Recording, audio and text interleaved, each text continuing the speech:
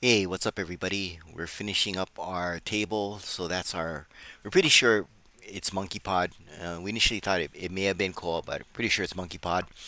So we were going to use linseed oil, but to finish it, but nobody had linseed oil. So we used natural Danish oil, which is just basically linseed oil anyway. So what we're doing here is we're doing a coat. This is the bottom of the table. And we're going to do this a number of times and pretty much until the wood stops soaking up the oil. So this is the first one. We sanded the bottom up to 240 grit and we sanded the top up to 600 grit. So we're just taking our time, oiling it up, and it's looking good already. So again, this is the bottom, and just keep putting more oil on. And we're not going to show you the whole thing, but you basically get the idea.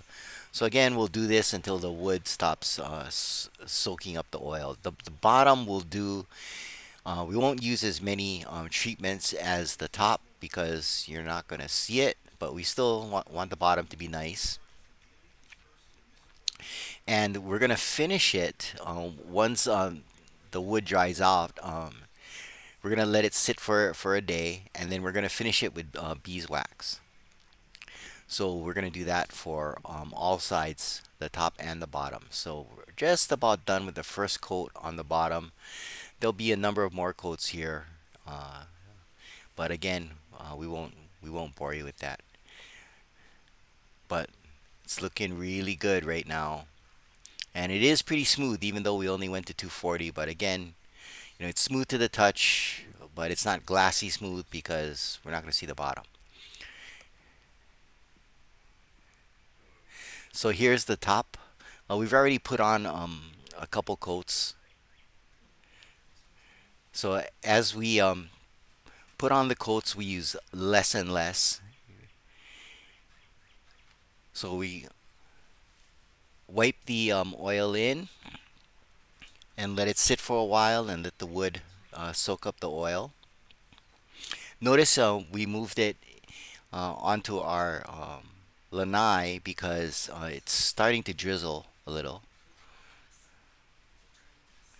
So you can see that this side looks has a lot more color, and I don't know if you can kind of tell, but it is a lot smoother. Again, we did sand this down to 600 grit, so there you can see the gloss from that angle. So we're really happy with how it's coming out, and we're pretty much almost done with this. And again, we're gonna finish it with two coats of beeswax. We did one coat of bees. We'll do one coat of beeswax on the bottom and two coats on the top.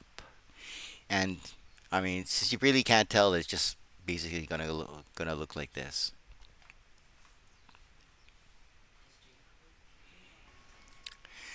Now we're doing the same thing on the base, and we're putting the Danish oil on it. And this is ohia, so you can see it's much darker. And we're not going to use as many coats on here as on the top.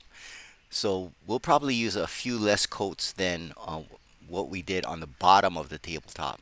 So we're just going around, and you can see, once you put on the Danish oil, you can see what it is after we sanded it. And on this guy, we sanded again.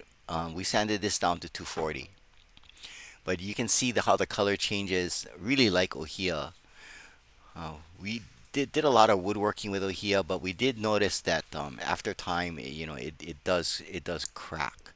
So when we were making bowls and dishes, so we're gonna go around it, do the whole thing, and again, because it does have a really nice color and it is taking the oil really well, we're not gonna use as many coats because like you're probably not gonna see it as much, and we will finish it up with two coats of beeswax.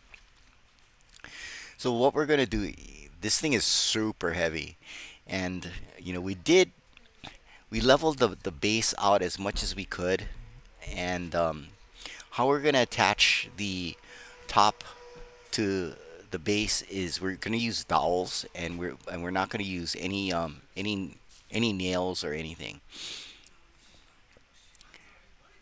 So we're pretty much done with it, and after this, we're gonna attach the top to it and see how it turns out.